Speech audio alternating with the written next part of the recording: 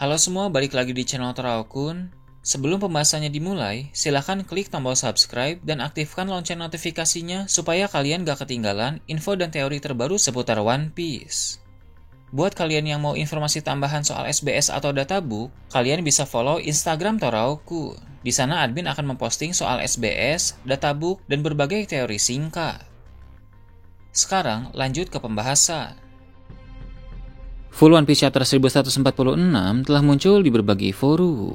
Dalam video kali ini, channel Teraokun akan menjelaskan berbagai hal menarik pada chapter kali ini.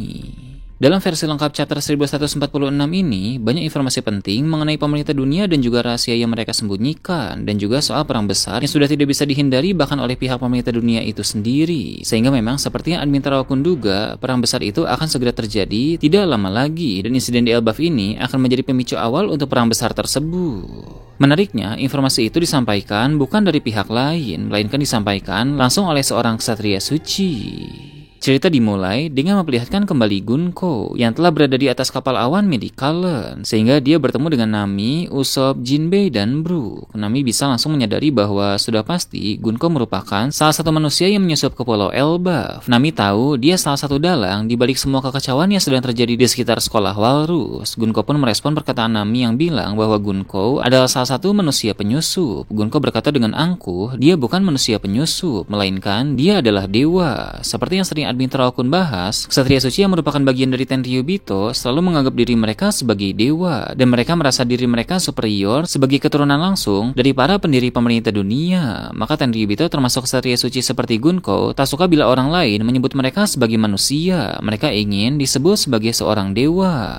Nami pun tidak peduli dengan pemikiran yang sombong dan konyol semacam itu. Sang navigator dalam bajak laut Tobi Jeremy tersebut langsung melancarkan serangan dengan cepat ke arah Gunko. Namun tentu, Gunko mampu untuk mengatasi serangan tersebut. Dia memakai salah satu teknik unik dari kekuatan buah iblis Aro-Aronomi. Teknik itu bernama Arrow Edge. Teknik ini berfungsi untuk mengembalikan serangan musuh ke arah musuh itu sendiri. Jadi serangan Nami tadi dikembalikan lagi oleh Gunko kepada Nami. Arrow Edge benar-benar kemampuan yang sangat merepotkan, karena dengan teknik itu, Gunko menjadi sulit untuk diserang karena setiap serangan yang mengarah kepadanya bisa langsung dikembalikan lagi kepada musuh. Jinbei dan Brook yang juga berada di sana tidak tinggal diam. Keduanya pun mencoba untuk melancarkan serangan masing-masing kepada sang ksatria suci itu. Namun lagi-lagi Gunko memakai teknik Arrow Edge untuk mengembalikan serangan tersebut kepada mereka berdua.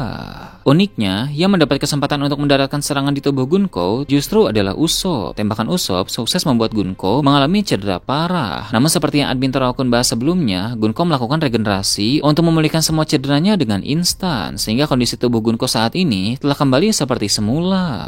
Admin Teraokun pernah membahas bahwa para Gorosei dan ksatria suci diberi kekuatan regenerasi super dan juga teknik teleportasi dari Im Sama, sehingga mengalahkan mereka bukanlah hal yang mudah. Setelah Gunko melakukan regenerasi, dia mulai memberikan sebuah pidato yang terbilang cukup menarik. Nah, inilah pidato yang admin Teraokun sebutkan di awal tadi, di mana itu berkaitan dengan informasi penting. Sang ksatria suci wanita itu berkata, dunia ini seharusnya berakhir tiba-tiba tanpa ada seorang manusia pun yang tahu. Jadi maksudnya, yang boleh tahu tentang dunia yang akan berakhir hanyalah kalangan elit dari pemerintah dunia saja. Namun rupanya, ada manusia-manusia tertentu seperti Profesor Clover, Nico Olivia, Vegapunk, dan juga beberapa orang lain yang telah menyadari soal potensi dunia yang akan berakhir itu, sehingga mereka mulai memperingatkan orang-orang akan bahaya tersebut. Hal ini mengingatkan admin Teraokun pada siaran Vegapunk dari Pulau Egghead soal dunia yang hendak akan tenggelam oleh air laut. Para elit pemerintah dunia seperti Im Sama, Gorosei, dan ksatria suci sebenarnya telah mengetahui semua hal yang dikatakan oleh Vegapunk itu, tapi mereka tidak mau orang lain di luar kalangan mereka tahu soal informasi penting itu. Orang-orang yang mencoba untuk membocorkan rahasia itu dianggap bersalah dan dianggap sebagai kriminal yang berbahaya. Karena itulah, siapapun yang bisa membaca Road Poneglyph diburu habis-habisan, mau itu orang dewasa atau anak-anak sekalipun. Bahkan jika ada orang yang sedikit saja mengetahui informasi soal rahasia dunia, maka dia akan diburu kemudian dieksekusi. Orang seperti Vegapunk yang memiliki jasa besar terhadap perkembangan pasukan pemerintah dunia dan angkatan laut saja langsung diburu dan dibunuh oleh pemerintah dunia dan angkatan laut. Im Sama dan para Gorosei tidak pandang bulu jika menyangkut rahasia dunia. Kini menjadi semakin masuk akal mengapa Dragon sangat diburu oleh pemerintah dunia. Itu bukan semata-mata karena dia memiliki kekuatan besar, tapi yang paling ditakuti oleh pemerintah dunia dunia justru adalah informasi rahasia dunia yang dia miliki, serta gerakannya dalam membentuk pasukan penentang pemerintah dunia dengan tujuan akhir yaitu melengsarkan para Tenryubito. Memang dari segi kekuatan, tentu Dragon sangat kuat, bahkan level kekuatannya pasti di atas Yonko. Bisa dibilang, kalau dari segi power, dia berada pada level Raja Bajak Laut, atau dengan kata lain, setara dengan Roger. Namun, jika hanya soal kekuatan saja, pemerintah dunia pasti tidak akan terlalu mengkhawatirkannya, karena di dalam pemerintah dunia juga ada para kesatria suci, para Gorosei, bahkan Im Sama itu sendiri. Seperti admin Teraokun bahasa sebelumnya, saat ini juga Galin Vigalen yang merupakan Gorosei baru bersama dengan anaknya yaitu Shamrock sudah diutus dalam misi untuk menghadapi Dragon. Jadi jelas yang ditakuti oleh pemerintah dunia dari Dragon bukan hanya kekuatannya saja, tapi juga adalah soal informasi. Di era yang kacau seperti sekarang ini, informasi adalah hal yang lebih penting dari apapun. Ditambah lagi, yang membuat Dragon menjadi semakin diburu oleh pemerintah dunia dan Angkatan Laut itu karena Dragon adalah mantan orang dalam yang berkhianat dan kini malah berbalik menyerang mereka. Seperti yang pernah admin Teraokun jelaskan, Dragon adalah mantan Angkatan Laut. Hal itu diketahui dalam chapter Kilas Balik Kuma yang menampilkan insiden God Valley. Dalam insiden God Valley itu, banyak sekali informasi penting yang bisa kita ketahui, mulai dari bajak laut Rocks, Galing saat masih muda, kerjasama Roger dan Guard dalam melawan Rocks di Sebek, dan juga soal Dragon yang merupakan mantan Angkatan Laut.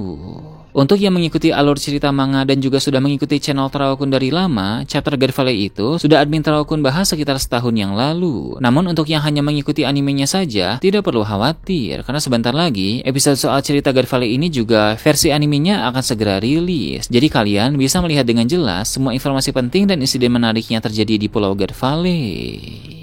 Kembali ke cerita di Pulau Elbaf, Gunko menambahkan kalimat terakhirnya. Berhubung sekarang hampir semua orang sudah tahu soal dunia akan berakhir akibat siaran dari Vegapunk beberapa waktu yang lalu, maka perang besar sudah tidak bisa lagi dihindari. Menurut Gunko, perang besar yang akan menelan dunia akan segera terjadi. Dunia yang sekarang sudah kacau akan menjadi semakin kacau seiring berjalannya waktu, hingga berujung pada perang besar tersebut. Maka karena perang besar tak lama lagi akan segera berlangsung, siapa pihak yang akan didukung oleh para prajurit raksasa merupakan hal yang paling penting. Jadi inilah alasan mengapa Ksatria Suci ingin memaksa Elbaf menjadi sekutu pemerintah dunia. Sebab kekuatan dari seluruh prajurit raksasa itu sangat besar, sehingga pemerintah dunia tak mau Pulau Elbaf mendukung pihak musuh dalam perang besar nanti. Pemerintah dunia ingin kekuatan tempur milik para prajurit raksasa itu berada di bawah naungan mereka. Dengan begitu, pemerintah dunia bisa berperang dengan semakin kuat.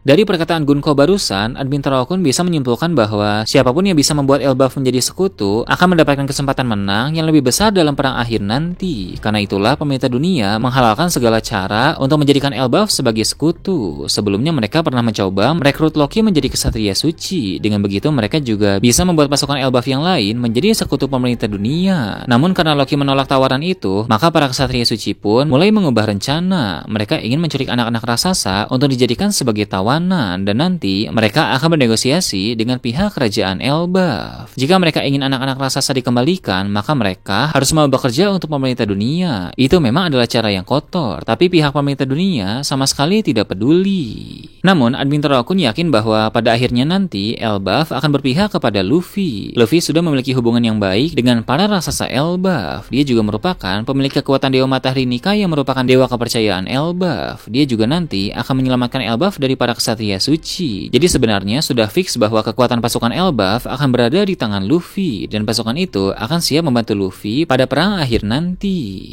Beralih ke tempat lain, diperlihatkan dunia bawah. Karena tadi membahas soal Luffy, cerita pun memperlihatkan tempat Luffy berada saat ini. Kabar soal kekacauan di sekolah Walrus belum sampai ke dunia bawah, sehingga Luffy, Zoro, Sanji, dan Loki masih belum mengetahui soal hal ini. Luffy dan Loki pun masih makan daging Grogisaurus dengan sangat lahap. Karena mereka makan terlalu banyak, maka perut keduanya pun menjadi besar sekarang ini. Memang hal tersebut merupakan pemandangan yang cukup lucu, tapi itu akan bermanfaat bagi Loki. Seperti yang pernah admin Teraokun jelaskan, Luffy bilang bahwa memakan daging akan mempercepat proses pemulihan. Jadi, setelah nanti Loki mencerna semua daging yang dia konsumsi, kondisi tubuhnya yang sedang terluka parah pun akan semakin membaik. Hanya masalah waktu bagi Luffy dan Loki untuk melibatkan diri dalam pertempuran yang sedang terjadi di dunia matahari. Pemandangan Luffy dan Loki yang perutnya sama-sama menjadi besar setelah makan banyak daging itu semakin memperjelas kemiripan kedua orang itu. Mereka kurang lebih memiliki sifat dan karakter yang mirip. Hanya saja Luffy sisi positifnya, sedangkan Loki adalah sisi negatifnya. Ini sesuai dengan dua interpretasi berbeda dari Dewa Matahari Nika. Luffy adalah Nika Dewa Pembebas dan Loki adalah Nika Dewa Penghancur.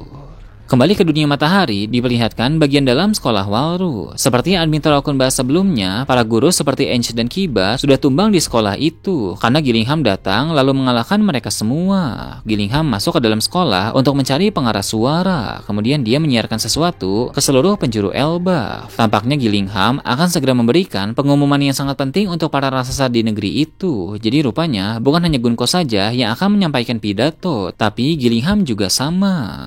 Kemudian cerita berpindah ke tempat di mana Saul berada sekarang ini. Kondisi dari sang raksasa tersebut juga sekarang ini sedang tidak baik-baik saja, sebab Somers sudah mulai bergerak ke sana dan bahkan berhasil mengalahkan Saul dengan cukup mudah. Chapter ini benar-benar memperlihatkan kepada kita semua kualitas kekuatan dari para ksatria suci. Bukan hanya kekuatannya saja, tapi juga ideologi mereka yang sangat mengerikan. Sementara itu, para murid dari sekolah Walrus yang sedang berjalan sambil tertidur yang tadinya dihentikan oleh Saul saat ini terus berjalan secara otomatis tanpa ada yang mencoba menghentikan mereka lagi.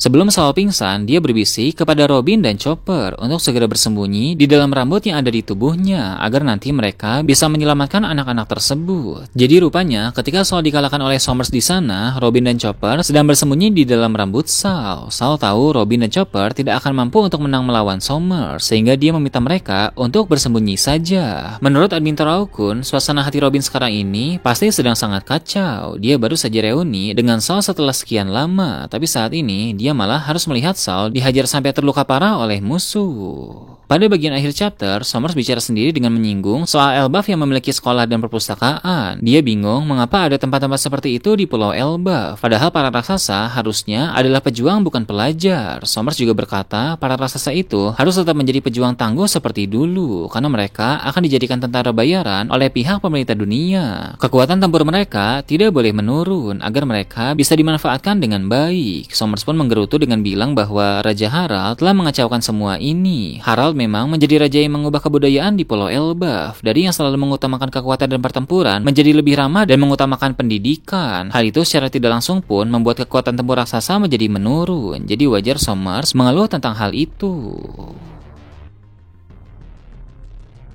Nah itu tadi berbagai hal menarik pada chapter 1146.